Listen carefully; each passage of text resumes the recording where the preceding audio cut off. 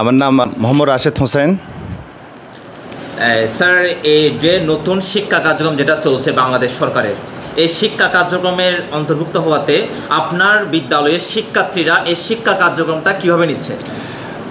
আমার বিদ্যালয়ের শিক্ষার্থীরা অত্যন্ত স্বতঃস্ফূর্তভাবে নিচ্ছে। বিশেষ করে স্পেশালি বলতে হয় 6 থেকে 10 পর্যন্ত আমরা যারা বিগত সরকারের যেটা ট্রেনিং ছিল, সরকারের যে প্রজেক্টে যে প্রকল্প বাস্তবায়নের যেটা ট্রেনিং ছিল, ইনশাআল্লাহ আমরা সেটা স্বতঃস্ফূর্তভাবে পেয়েছি এবং তারও ধারাবাহিকতায় আমরা আমাদের অবস্থান থেকে নতুন কারিকুলামে সরকারের নির্দেশনা অনুসারে যেভাবে কাজ করা দরকার, বিশেষ করে ইংলিশে যদি বলতে হয় এখানে একক কাজ, দলীয় কাজ, যত কিছু দরকার মানে টিজি নির্দেশিকা অনুসরণ করে আমাদেরকে যেভাবে ইনস্ট্রাকশন দেওয়া হয়েছিল সেভাবে আমরা ইনশাআল্লাহ বাস্তবায়ন করার জন্য চেষ্টা করতেছি এবং সেই সাথে স্টুডেন্টরা এটা স্বতঃস্ফূর্তভাবে গ্রহণ করেছে, নতুন একটা পরিবেশ পেয়েছে। আগের কারিকুলামের সাথে এখনকার কারিকুলামের যে ভিন্নতা, আগের কারিকুলামের সাথে এখনকার কারিকুলামের যে ভিন্নতা, যেটা প্র্যাকটিক্যাল শিখন, সেটা এখন তারা হাড়ে হাড়ে টের পাচ্ছে যে চতুর্থ বিপ্লবের সাথে শিল্পের সাথে যাতে তাল মিলিয়ে চলতে গেলে নতুন কারিকুলামের কোনো কি নাই, বিকল্প না, সেটা তারা অনুধাবন করতে পেরেছে। আপনারা যে নতুন শিক্ষা কার্যক্রম পরিচালনা করছেন বা অন্যান্য কার্যক্রম যেগুলো পরিচালনা করেন, এই কার্যক্রমগুলো পরিচালনার জন্য আপনাদের প্রধান শিক্ষক মহোদয়, আপনাদের অত্রবিদ্যার প্রধান শিক্ষক মহোদয় আপনাদেরকে কীরকম সমর্থন করে সবসময়? আমাদের প্রধান শিক্ষকের কথা বলতে গেলে উনি এক কথায় একজন অসাধারণ একজন মানুষ, অনেক দক্ষ এবং মানুষ গড়ে কারিগরের মধ্যে আমি ওনাকে সবসময় এগিয়ে রাখি। উনি আমাদেরকে যেভাবে মোটিভেশন করতেছেন, বিভিন্ন দিক নির্দেশনা দিচ্ছেন, ওনার সংস্পর্শে এসে আমরা যে কোনো এই কারিকুলাম বাস্তবায়ন করার জন্য যে কোনো কিছু যদি ওনার কাছ থেকে যদি আমরা চাই, উনি তৎক্ষণাৎ সেটা আমাদেরকে ম্যানেজ করে দেন। ওনার নিজের ইভেন আমরা এমনও দেখেছি তার নিজের পকেট থেকেও টাকা খরচ করে কর্তৃপক্ষের ধারণা আধারে নিজের পকেট থেকেও টাকা তিনি দিয়েও এই কারিকুলাম বাস্তবায়ন করার জন্য উনি সবসময় এগিয়ে রাখছেন এবং এগিয়ে যাচ্ছেন।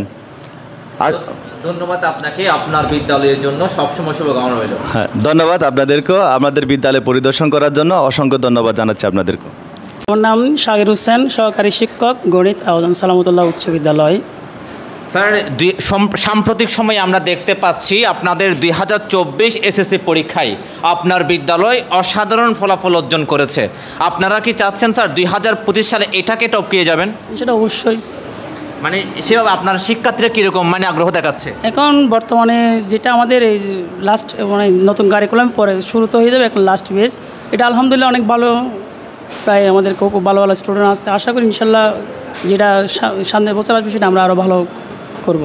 স্যার, সাম্প্রতিক সময়ে আমরা আরেকটা জিনিস দেখতে পেয়েছি, আপনাদের বিদ্যালয় বিতর্ক প্রতিযোগিতায় রাউজানের মধ্যে প্রথম হয়েছে স্যার। তো এই বিতর্ক প্রতিযোগিতা প্রথম হওয়ার কারণে স্যার আপনার অনুভূতিটা কেমন স্যার?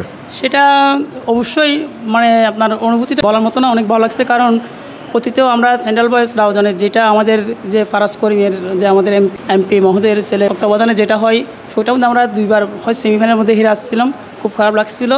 যাক, সাম্প্রতিক সময়ে আমাদের এই প্রধান শিক্ষক দেলোয়ার স্যার, ওনার তত্ত্বাবধানে এবার যেটা বিতর্ক হয়েছিল সেটা অবশ্যই আমাদের দুজন টিচারের কথা না বললে নয়, সুজন স্যার আর রাজাল আমিন স্যার অনেক কষ্ট করছিল। আমার খুব ভালো লাগছে যে এবার আমরা আরাচি উচ্চ বিদ্যালয়কে, সরকারি মডেল উচ্চ বিদ্যালয়কে হারিয়ে যে চ্যাম্পিয়ন হয়েছে, সেটা অনেক অসাধারণ ভালো লাগছে।